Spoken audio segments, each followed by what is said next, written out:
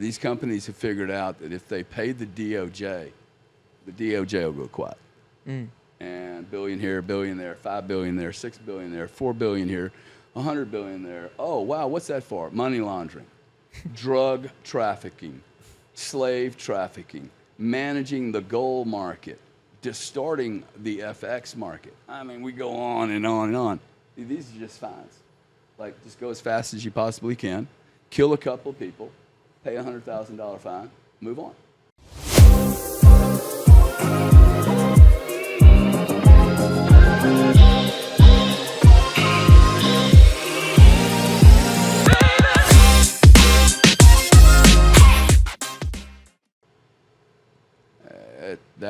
That's the problem. So the reason I'm doing this, I think, to answer your question, is one, the old business, I made a decision with a woman that was 20 years younger than me in an industry that was very Visa, MasterCard centric, Barclays, JP Morgan, Chase. They all go to the same dinners. And this was the Me Too movement. This was Harvey Weinstein. Everybody's getting like slaughtered. Like I'm like, come on, girls. Where are you girls that I offended, right? There's zero in my history. Like I have no discrimination whatsoever in my history, which is pretty fascinating for somebody who's hired 6,000 people. I mean, you would think during this whole One time, occurrence. Somebody had to hammer the guy. But like, I am so fair to everybody. Yeah. I'm just exactly the same way with everyone. And I think today I have to question, like, if I had the ability to stick my face into 8 billion people's homes and make a difference, like for one guy. One guy walks out of here and goes, wow, man, click. What didn't I have?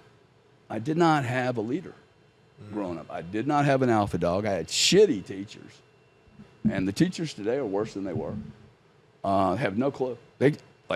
Why am I letting people teach my children when they can't even manage their own bills in their home? Like, they're all broke, man. Okay? I mean, I met a lady the other night. She got convinced to buy down her debt on her house at 3%. Like, why would you ever? I didn't want any debt. Well, dude, debt at 3% is not bad.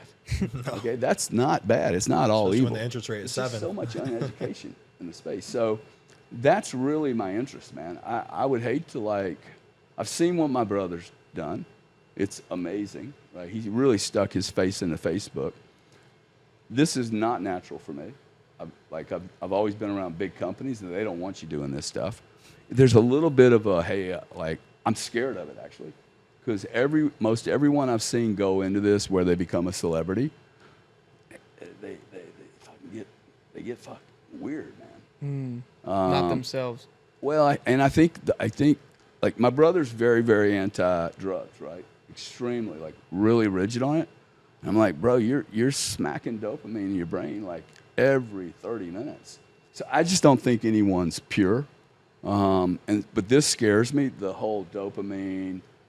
I've seen the way people, he knows, like I get a little nervous when people start getting a little too, hey, look at you. I'm like, bro, I'm just a regular guy, dude. I shit like you do. I piss like you do. Probably not even as well. I have pimples, man. I got, dark circles under my eyes. And the shit people say online, I mean, I've been an extremely private person. And they've just been attacking my brother. I'm like, whatever, man. Just keep me out of it. But I do think... You guys aren't doing the switches anymore that you used to do at class. No, we ain't doing those switches, bro. Yeah. Never again. So for me, I don't mean to sound stupid here, but it's not really about the marketing for the companies. Node 40 guys probably are upset with me. I don't do more promotion. Yeah. But I don't like shilling either. Yeah. I don't like holding platforms and feel like, oh, okay, I came in this platform thinking I was going to get some education, but I'm really getting promoted. That's not cool. So I just think there's a lot. When you have a life like this, do you want to keep it to yourself? All the mistakes, man. I can save people from making $1 billion in mistakes. $1 billion. Like, I have lost a tremendous amount of money in mistakes, and more importantly, a tremendous amount of time in mistakes. Mistakes I knew. If the time was 12 years, I knew 2 years into it, this is an era. And you kept going. Era, warning, warning, warning, DEFCON 37, dude. And I'm like, I cannot listen to that message.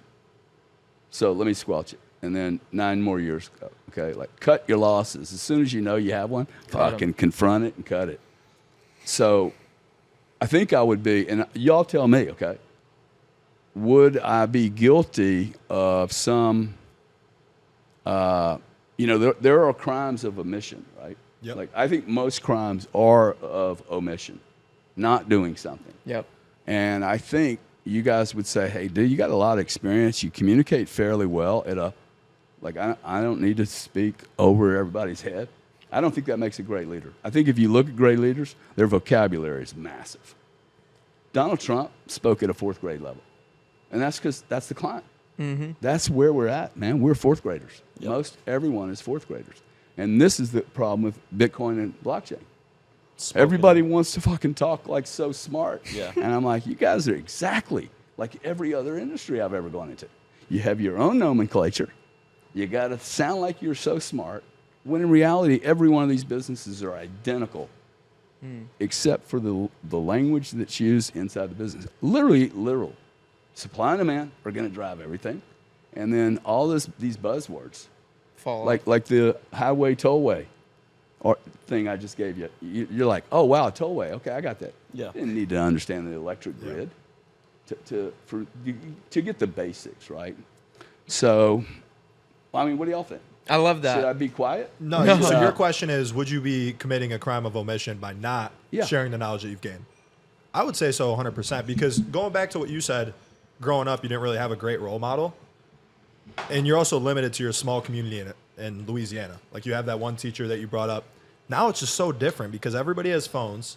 So you can have 5, 10 parasocial role models with people that you never met. So yeah, I agree that, you're definitely leaving a more positive impact on the world by, actually putting out real shit, not trying to shill a product or do anything, that has to, be behind an opt-in where they have to pay $19 to hear you speak about this. So I would say yes, you would be committing somewhat of a crime of omission by not just sharing like good values and And the advice for platform's here, people that man. need. I mean, the platform's sitting there. Like, literally, never went on Twitter. I had an account, but I never went on it. Yeah. I went on Clubhouse one time. Hated it, dude. Sucked. Yeah. that I'm like, felt oh, my terrible. God. But That's a here's a good terrible app. example. They fucked up, What a man. mistake by them. They got offered $1 Oh, billion. my God, dude. They got offered $1 billion? Yeah, Yeah. they said no, and it went. Hey, not only that, Grant tells me they literally just almost pushed all the celebrities off there. And then they called Grant one day or sent out their terms and conditions, said, all your content's ours. What? He sent him a note and said, dude, and none of my content's yours. I'm off. I'm out. See you later. That platform, though, if you went to it, it was so toxic. Like, I have been studying now for 6 months. Like, I go into these rooms and just listen. Dude, I am concerned about humanity.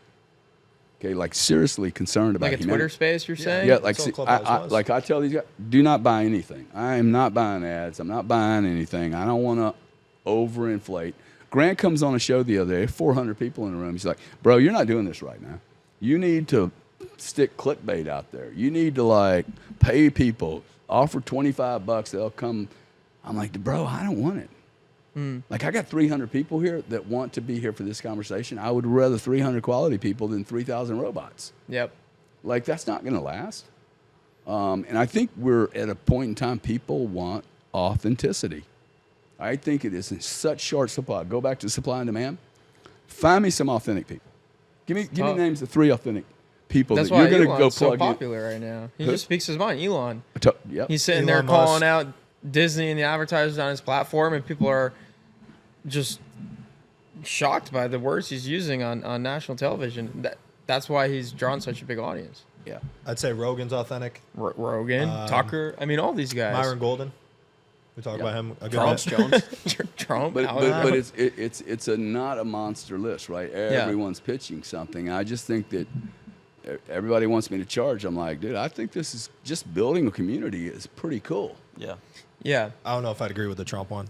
No. Just because obviously he's selling something too. I mean, you're Yeah. quite literally campaigning. It's Yeah. tough for any politician. I mean, that's my view on politicians in general. Yeah, what was it like having? I think I saw you had Vivek on your show. Yeah. How was that? I love Vivek. Yeah, I think he's my favorite. I mean, I'd rather Trump, but I think Vivek would be a good option as well. Yeah, I thought he came to my house. He walked in without an entourage. He didn't look at his telephone one time. Like, my brother can't do that. He's checking the ROAS on his ads. Like, he never looked at it, and I did everything I possibly could to get him. I have this criticism, prejudged criticism of people that go to really great schools, the Harvards, the Dukes, and everyone. I met so many MBAs, bro, and most of them. And when they want to tell me the first thing, okay, I went to Duke and I'm an MBA, I'm like, bro, you did no research on me, did you? Like, all you had to do is read. I hate colleges. I hate, like, you telling me you went to a great school Don't mean and you got an MBA, it means absolutely. Well, when that's the first thing you say, like, and all you had to do was study me. I don't, there's no badge of honor. It's like, show up and be a nice human being. I was stunned by Vivek, actually. I thought that he is extremely intelligent and he listens. I threw two weird ideas out to him. He ran with one of them within 30 minutes. I mean, this whole thing about, hey, we're going to cut via Social Security number. Remember that? Yeah. Yeah, well, that was my... That's what he was talking about I said, in the hey, man, debate? McKinsey did a study in 98, and their view is, and they were doing it on the oil companies because they were bloated. I mean, just... Do we buy other companies? No, you can't buy anything. But the companies were really bloated, too much overhead. And McKinsey came in and said, look, the fastest, best, most efficient way to do it, odds are even. He said, what do you mean? Odds are even. Pick one. Odd. Okay, all the Social Security numbers that are odd, fire them all tomorrow. And Vivek picked up on it so fast. The company will run better, dude. Okay, that's how much bloat you're talking about. Wow. Like, when you get to scale, just wipe out half the people. The company will run better. Okay, that's a Thanos. really That's what happened with Twitter, right? that's they a got very rid of so important much of their message. stuff. I had people calling me up going, Elon's crazy. That company can't possibly run. I'm like, bro, it's running for me. I just paid the guy $20. Like, I'm finally using the platform. I'm fine. And now you're paying for it. I'll pay more. I'll pay $100 a month. Get rid of the robots. I'll pay $100 a month all day long, and then I'll cut Netflix, and then I'll cut some other shit that I don't need.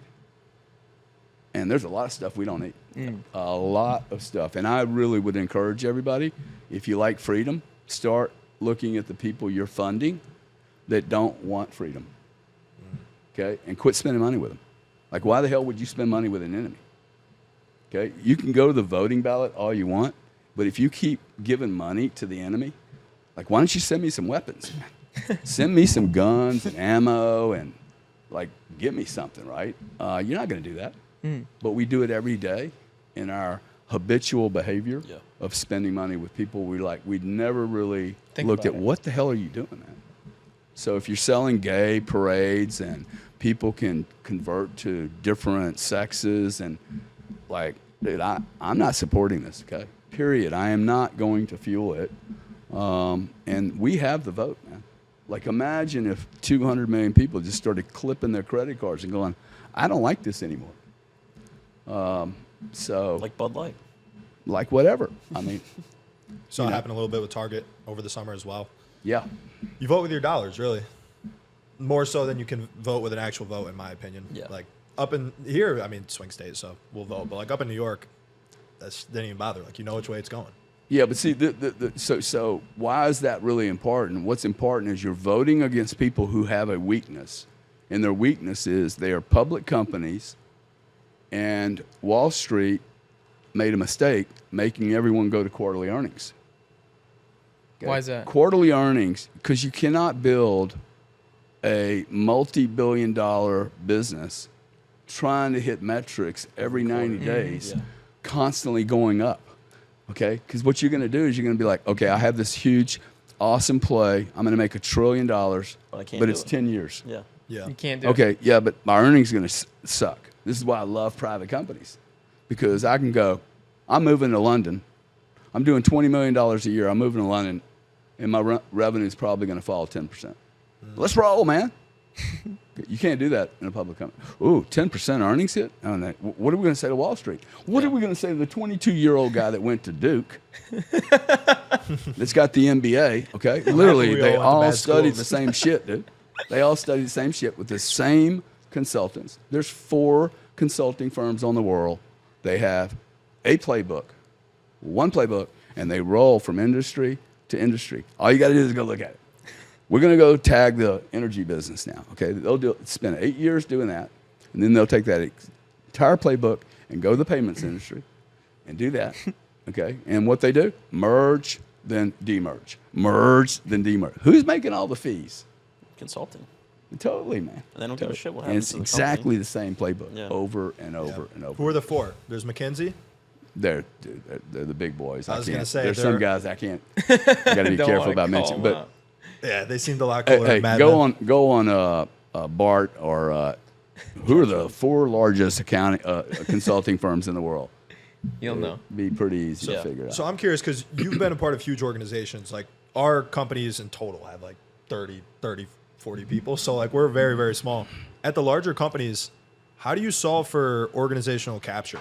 Where like maybe you do have a leader who thinks like you, but because of all the people who went to these schools that you mentioned and like the younger people coming in, maybe it's just a matter of staying private. But like they kind of steal the company values. Probably starts with the hiring process.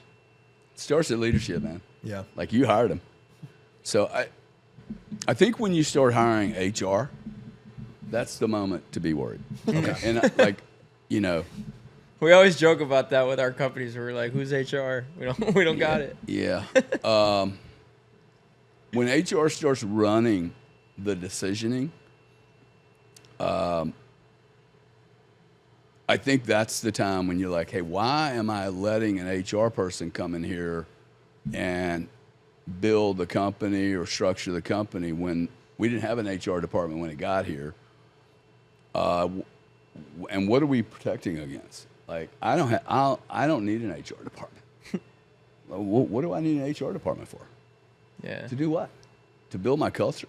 No, You'll build the I know- culture. I know what the culture is. Okay, the more people you bring in, they start doing things like, "Hey, we should support everybody being vaccinated." Well, no, we're not going to support that. Okay, like I don't have anything to do with that. Like we're a business, dude. It's not my business what people do with their Yeah, you're medical not a stuff. doctor. And they just do like. I have not seen a lot of HR people produce anything. And I'm not trying to bash the HR people, but when the HR department's running everything, when they come up with crazy shit like they did at Dynegy at the very end, this is what happens when they all get big. This is 1998 or so, and I'm 15 years into this business, sitting in a room with 4 commercial people, and 2 HR. And they start coming up with the idea that we can only hire MBAs. Okay? Like, we need to go next level. We need to up our game, MBAs. And then they did something really fucking crazy. And then they're going to pick the schools that are exclusive to the MBA program. I'm like, okay, so we're in Houston, so you're going to pick Rice University. Why? Why are you picking Rice? I mean, just because of our location, or is it the best people? See, to me, that is a massive inconsistency. It's like, okay, we got here without any MBAs. I'm not even arguing about hiring the MBAs. I do agree with upgrading, but why are you selecting 1 or 2 schools, man? I just couldn't help myself. I looked at Chuck, I looked at Steve, I looked at the other commercial guy that had been with me, and another guy that was the MBA. And I said, look, there's 1 MBA in this room. There's 2 HR people, and none of these 3 people had anything to do with building this company. Who built the company? Me? You? None of us could get an MBA program. Dude. We were rogue players on the edge, said fuck off to everything, Literally, we could never make it in a fucking big company because we didn't have the culture. What was your office culture like back then? It was I would awesome, love to dude. see We'd it. fist fight, man. We'd go in the toilets and look at who had the biggest things. Dude, we were so immature, man. Okay, but we were a fucking football team. Yeah. And we didn't have to be nice to each other. My boss, we've never had a drink together. Like he didn't invite me to his home. We weren't like that. Yeah. But on the battlefield, he knew, dude, I'll call Gary. When I'm in trouble, I'm calling Gary. If we have a new project, I'm calling Gary. He didn't have to I didn't need to be loved by him.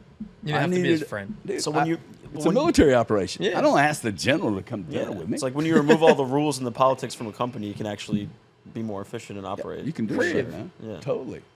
I feel like a lot of the corporate meetings now are like meetings about rules, about. Well, it's like you were saying at the start of the interview, you don't respond to authority well when it's just manufactured without good reasoning. Yeah. Like, why are we here? What are we talking about?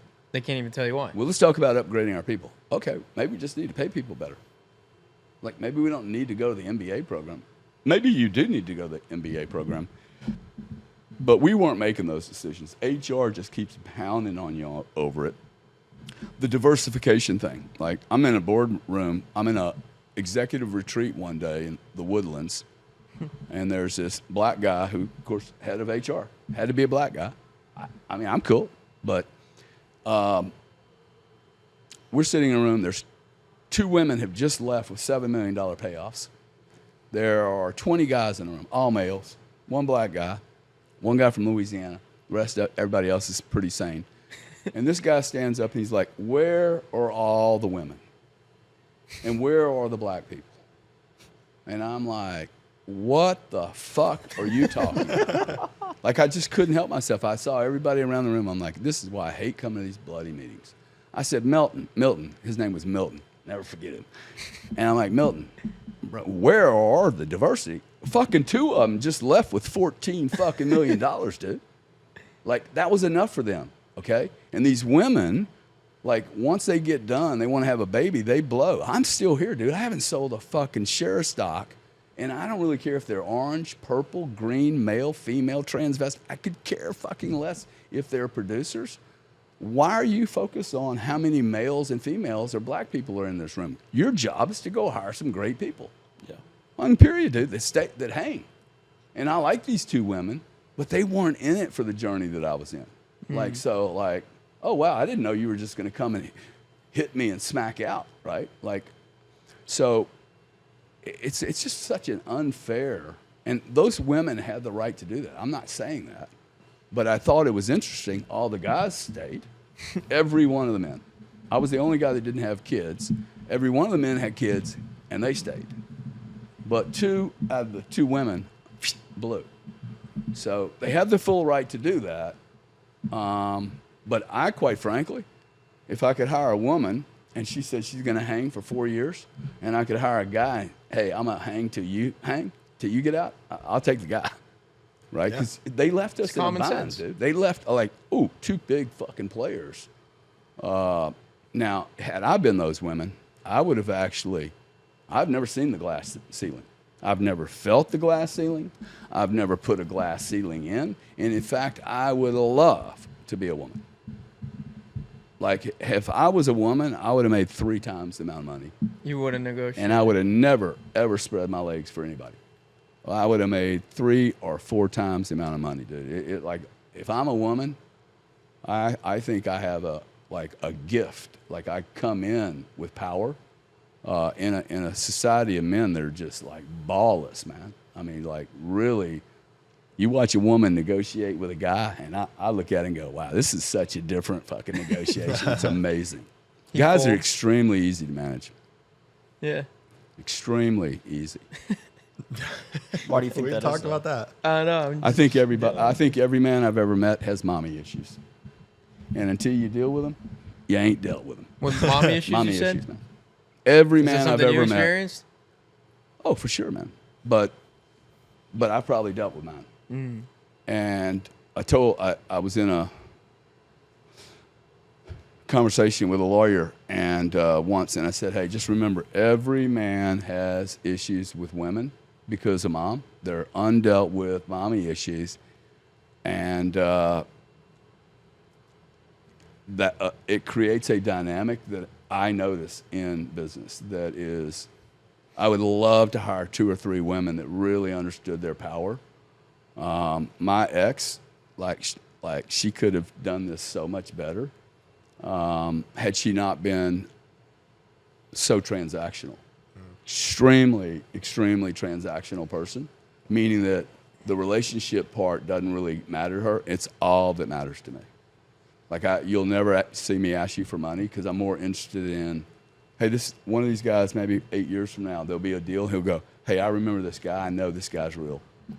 So for me, that's much better. I'm willing to wait a long time for that quality event instead of worrying about, oh, I got to go bang out a transaction. I got to make some money on this deal. I got to do an ROI on this meeting.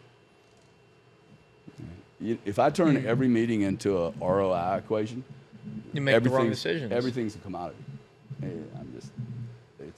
I'm not even treating anybody like a human being at that point. What about the story you briefly mentioned? I want to unpack this one, where you said you bought a warehouse for $700 million over a lunch.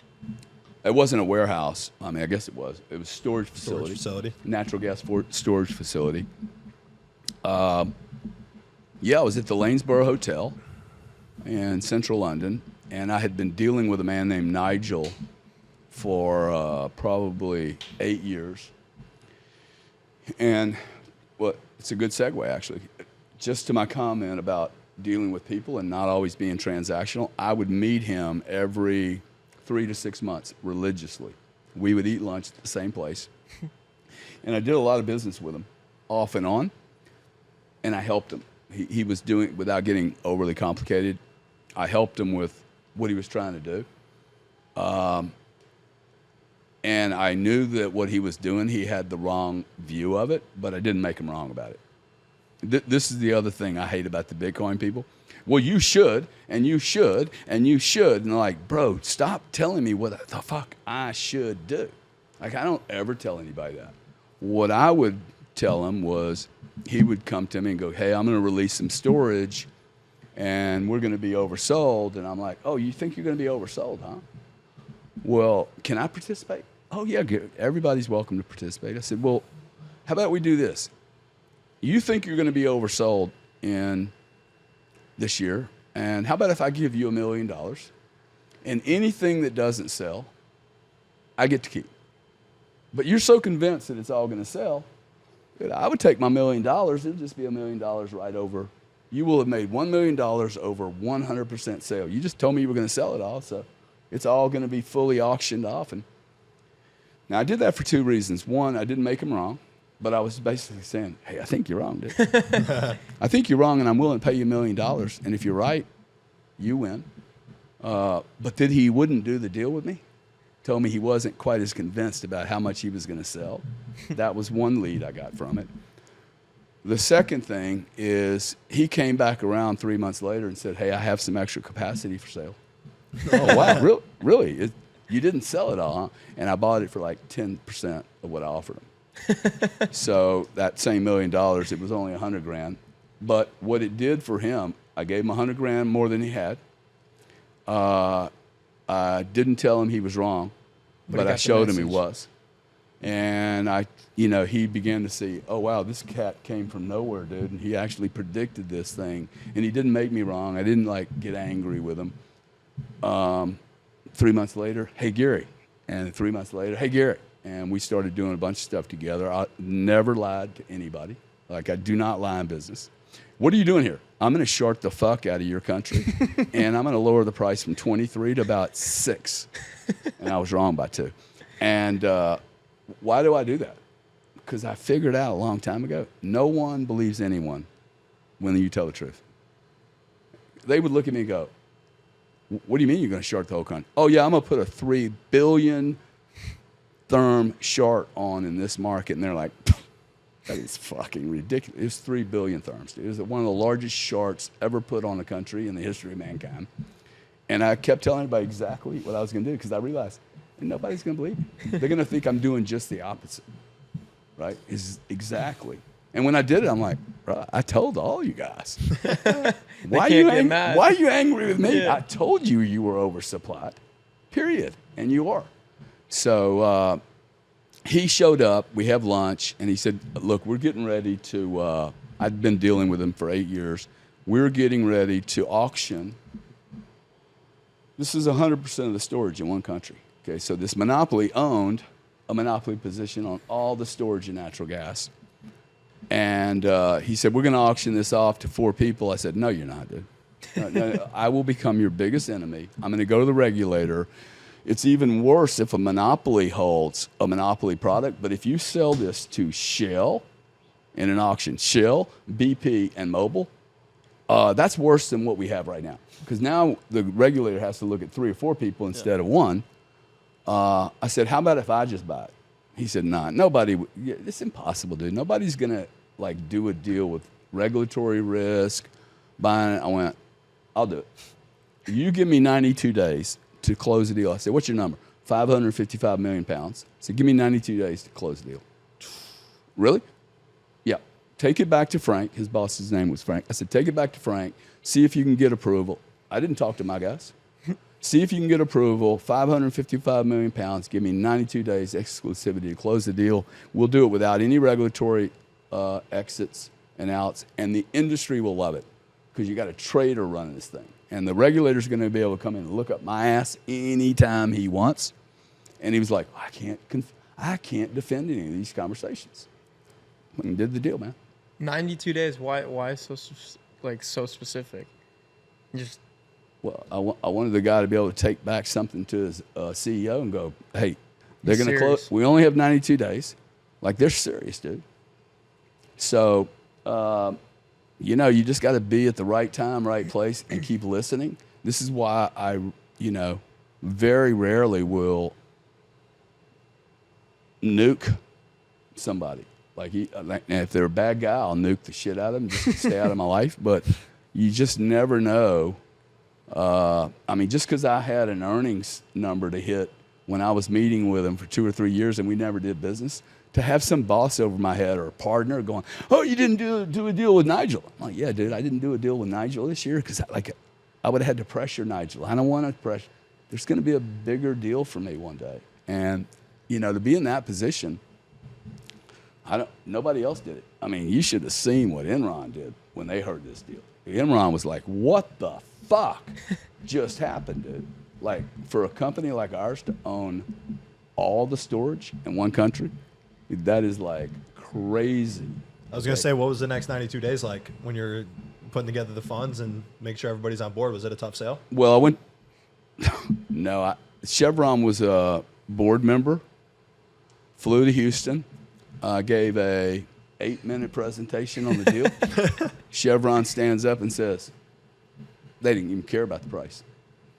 They said, they looked at Chuck and they said, "Anytime you can buy a monopoly position, it doesn't matter what you pay for it.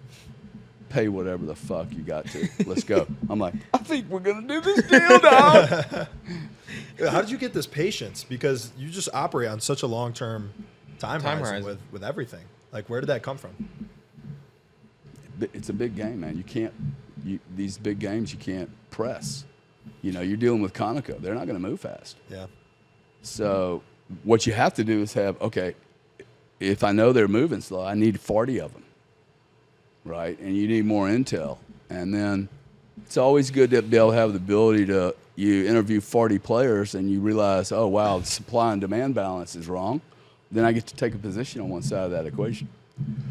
Like Node 40, to me, it's a supply and demand business because there's not enough people that know how to manage these digital assets. So literally, I think it's a technology that is needed by more people. They just don't know it yet. Yeah. They are getting ready to. So, you do have to kind of look at where the market's going. I have so much comfort in the digital asset space that other people don't have because I've seen this over and over in multiple industries. I've been trying to bring this back up. Like, you have foresight and conviction wrapped into one, which I think is a very, very rare combo to possess. And all of your conviction now is in blockchain, digital assets, Bitcoin, in like a world where it's like this carnival and regulations and, tribal nature. So like, how are you able to see through all the veil of the bullshit of whole hodlers and people shilling it and just see the material, like the underlying technology there? Like, how do you see through the bad actors, the bullshit, the carnival, the SPF, all that stuff? Well, they're part of the, like, think of this as a stage play, right? It's part of the theatrical evolution of any industry. It's very, Think very about immature still. Well, it's very immature. This is one of the most immature. This is probably the most immature industry I've ever come into that's going through such change. Right. That is so large. That did not happen in payments or in energy. I mean, you can't behave that way. But because of the noise, not the characters, the noise is identical. It just validates that this is a real space. So what do you mean by the noise? The noise, there's no barriers to entry here. So I'll expect more FTXs. I'll expect more scams, you're going to see a colossal loss of guys trading tokens. There are going to be more losses in the next 18 months to 2 years. It is going to wipe out almost every token trader. And I keep telling everybody this. If you've been playing this game, if you got out with your skin, I'd get the fuck out, okay? If you got out with a profit, I most certainly would get out. And you're getting ready to see players that, like, I know a guy that trades 1 billion transactions a year in crypto. As soon as the ETF comes out, he's done. He's gone. Because what happens when the ETF shows up is that the charter available in all big trading houses, they're going to be able to trade the shit out of this. Right now, professional traders cannot legally trade this inside their own governance. These people are going to rip your heads off, okay? They don't give a fuck about you and your token pool. And they have so much money, man. And I just think that, one, you don't understand the baseline investment you're making. I'm not convinced there's a case study for much of this. It is total punt. It's like saying AOL is going to be the winner of the internet. Well, they did look like the winner at one time. I don't, like, when I can buy Bitcoin and I don't have any human error risk, why would I buy Vitalik's coin? Because I'm pretty sure, Ethereum, I'm pretty sure that they know where he lives. And so, wow, I got an opportunity to invest in something that no one has a zip code. There's no www.garycardone.com at BTC. There's nobody to talk to. There's no CEO. There's a shitty marketing department. 2 years it took me to understand why the marketing department of Bitcoin is so bad. There is no marketing department. It's decentralized. See, even me, I get into this, I've never seen anything decentralized. So you think Bitcoin is truly different than all the crypto coins? Dude, Bitcoin is different than everything. Not just, it's fucking different than everything. The closest thing that I can come to Bitcoin is the unique human nature of one individual. There's never going to be another cat like that. Him, like, it's finite. There's only one, and ain't going to be copied. Okay, like, wow. Seriously, dude. That's a monster, and that's before we get to blockchain. So no time in history, I still cannot find a finite product that can't be accelerated through price, accelerated in production. If I wanted to get here faster and risk a couple of $100 tickets, I probably could have, right? So these other things, I like everything, like gold. This is far superior to gold, man. So how do you Just play because it's it? a finite amount, 21 million coins ever produced? Well, it's not only a finite amount, but you can't accelerate it. Like the mining of it? Yeah, you cannot accelerate. Like you can't just print more Bitcoin like the fucking I mean, US dollar. for your audience, let's think about this. Let's say this is a hole in the ground, and the price of crude oil right now is $72. I can't make any money. It's $72. This is just the very bottom of the reservoir. I have to jam shit down there to get this stuff to come up. Okay, I'm gonna have to put a bunch of pressure in there. Hey, price goes to 120. We're going to war.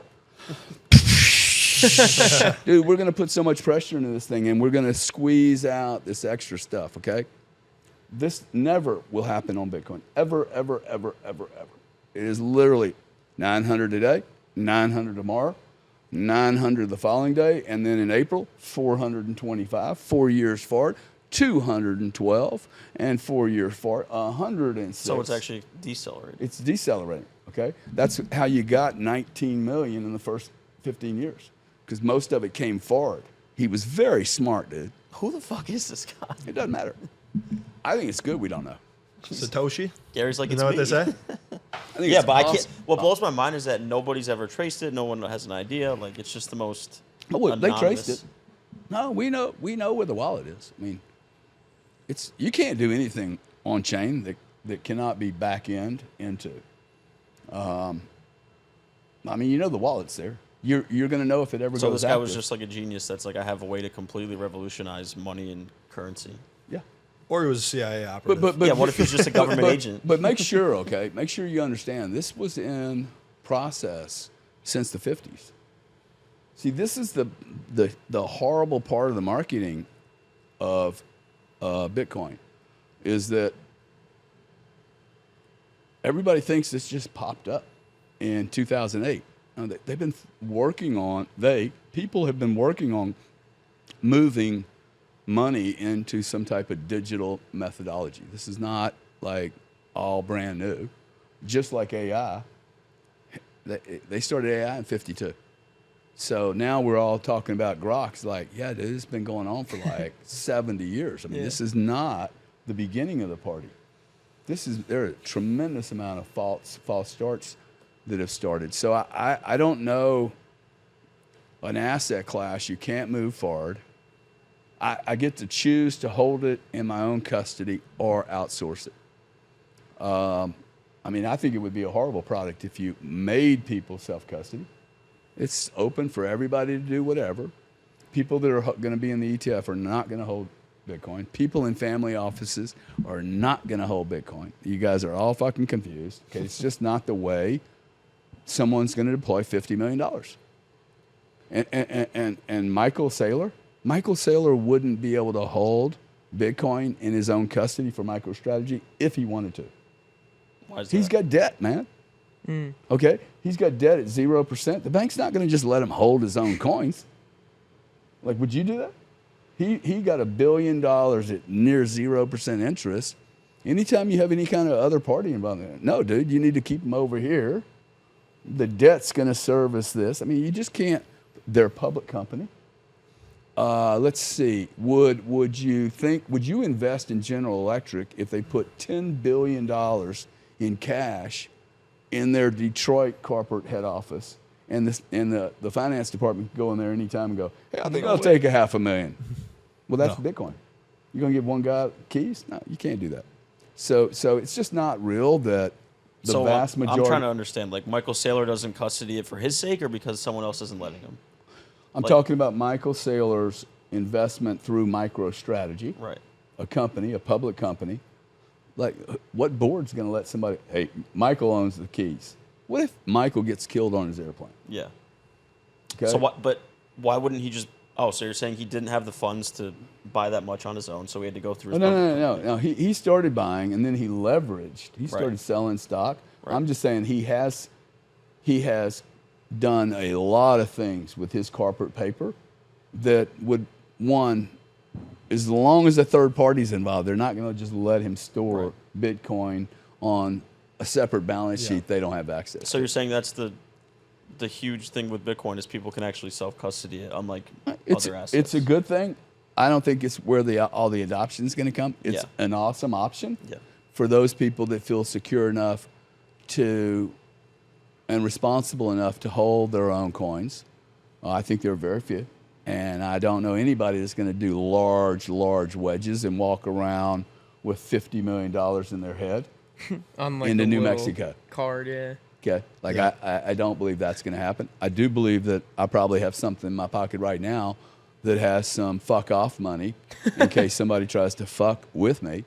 But that's probably not my entire portfolio, right? That's to me, and that's what I hear sometimes from the crypto guys. And maybe it's just the messaging is not articulate, but hey, you got to self custody. Well, Like on a ledger or whatever. like, dude, does that mean I have to self custody everything? Like, oh, and if I am I don't self custody my house. I don't self custody all that cash or the real estate. God, am I really going to get fucked? I'm not self custodying anything. I'm just a plebe on the planet. Nobody self custodies much of anything, right? It allows the world to flow faster. So what? There's not just one way to play. If you're not doing self custody, who's holding it? Just to give context. I think people have to figure that out. I mean,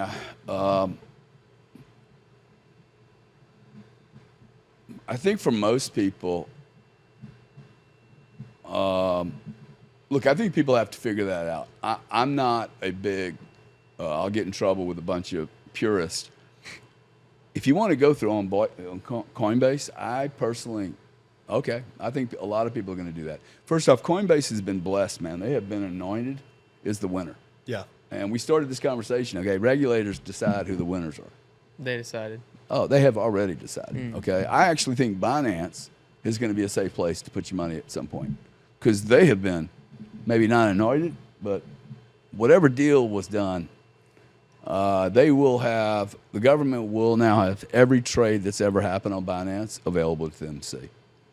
And if I have done something illegal, I'd be shitting my pants right now. Like anybody out there that's been doing some crazy shit, you try to rationalize to me that's legit, dude, I'd be so nervous. Because I can assure you they know. The question is going to be, did you do a big enough deal for them to go after you?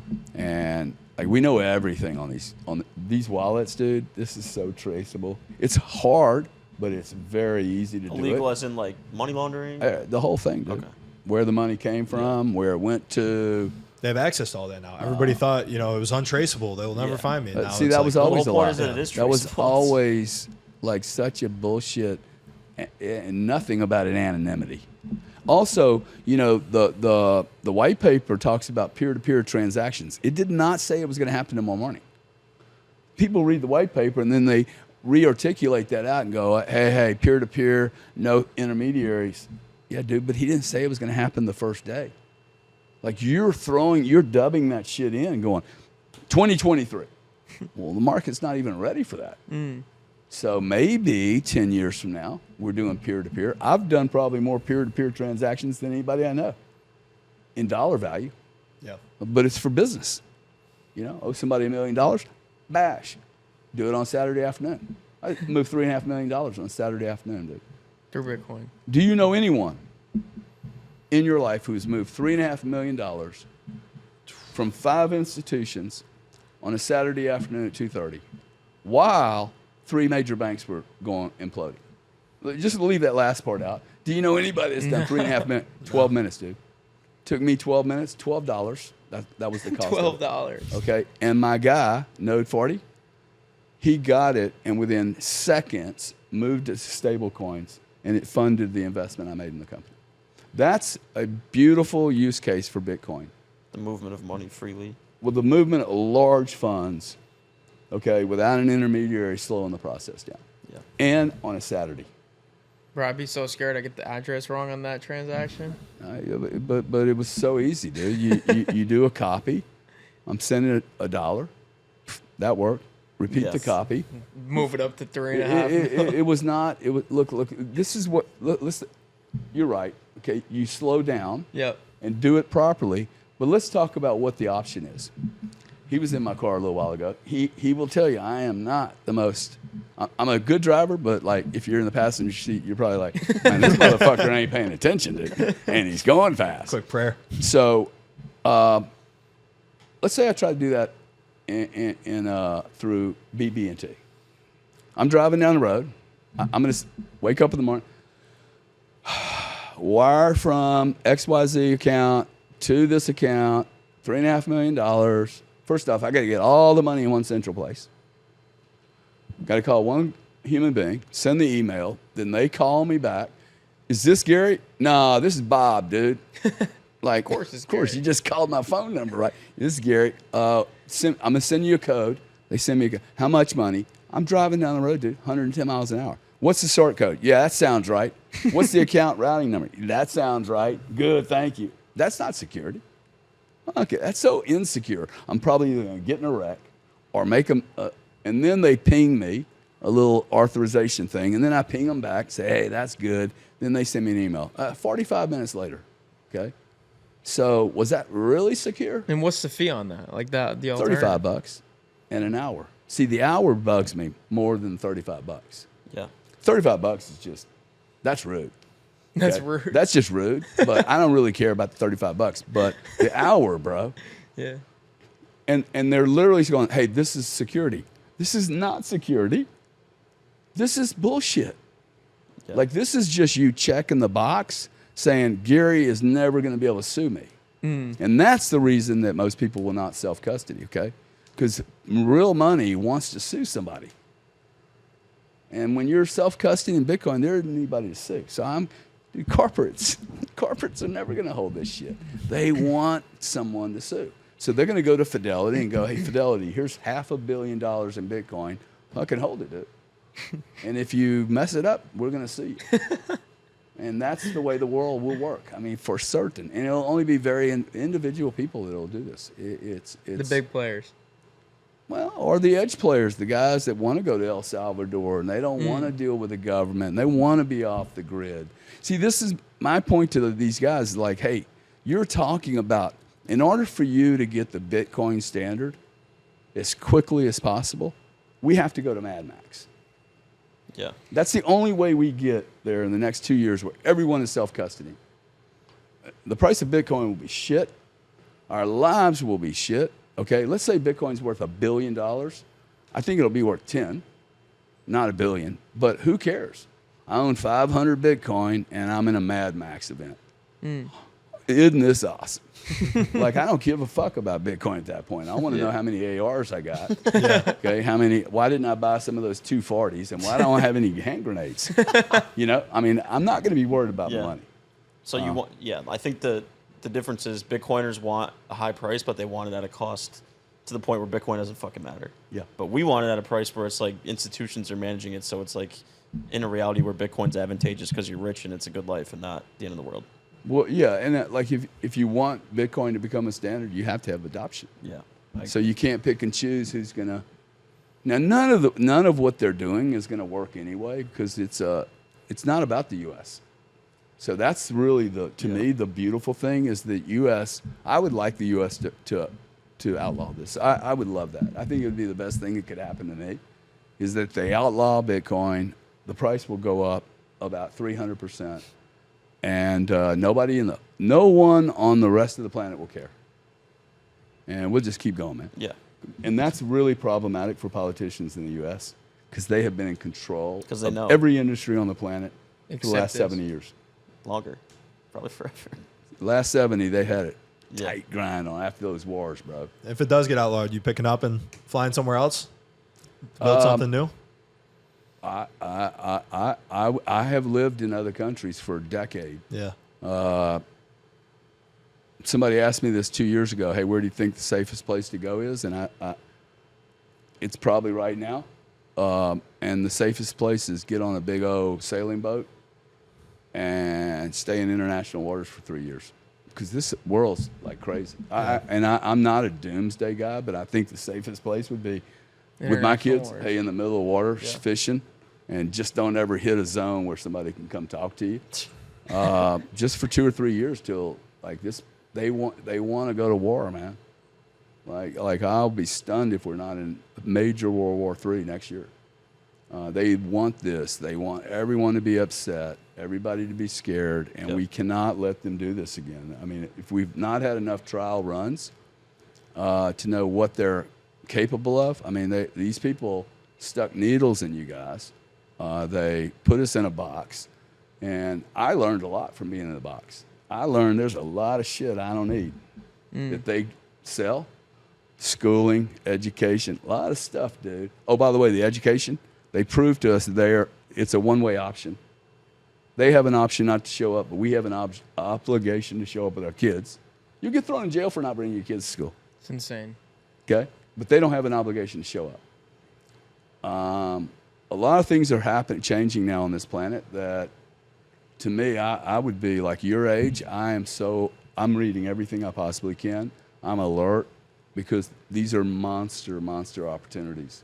It wasn't like this when you were growing up, around our age? They're accelerating, man. Yeah. The thing is, it's accelerating, see, and it's easier to do now. And I didn't have anybody like me. That's the other thing. Like, I didn't have anybody going, hey, bro, stick your nose in that pocket right there. But don't do it that way. Like, there's a huge opportunity. Don't worry about all this other shit. Go over there. I had no one like that. And I think there's people out there today that genuinely want to help. And you don't need much. You just need to know where not to go. The problem for you guys is you're going to be doing this all the time. Hey, look at that opportunity. Look at that opportunity. Yeah. Look at that Can't opportunity. focus. And then it's what I call the glittery object syndrome. Shiny object, yeah. Shiny object, man. And you just got to, like, I'm really good at, like, I Tunnel walk vision. over more nickels and dimes. I don't care about it. I'm like, hey, there's some nickels. Go pick them up, bro. I don't care. Get rich. It's cool. But that's not my business. And so I never even look at them. I'm like, whatever. Super fascinating. It's a great way to cut it. I think we're short on time here. Yeah. Gotta go. Wait, last question. I saw somewhere that you like gambling. What's your game of choice here? Are you like a Here, casino guy? right here with you. What do you want to do? Want to flip? Flip what? A coin? Anything. You want to hear a great story? Yeah. You in a rush? I'll be right there. Soccer game's going to watch. Kerry Packard, one of the biggest, the richest man in Australia. He's dead now, but he's a monster gambler. So much so that when he goes to Vegas, people are like, fucking Packers here again. Big oil guy, big energy resource guy, mining. He's in Vegas, and a guy from Fort Worth, Texas, an oil guy, Yeah.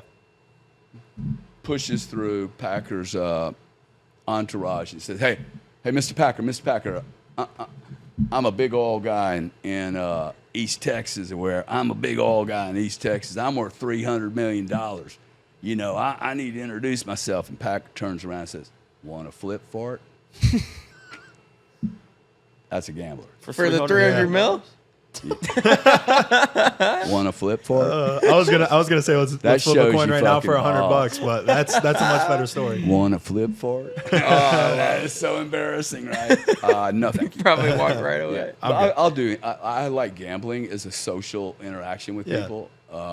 But I'd play almost anything, man. But I'm not like a crazy gambler. But I it's do fun, though. enjoy gambling. Yeah. Yeah, it's good stuff. That's it, man. Thank you guys. Dude, thank you Dude, so thank much you. for being It here. was a blast. Appreciate it. Appreciate you. That was awesome. Yeah, thank Great you. stories. Thank you, man. Tons of value. Yeah. Great to meet you guys. Oh yeah, sure.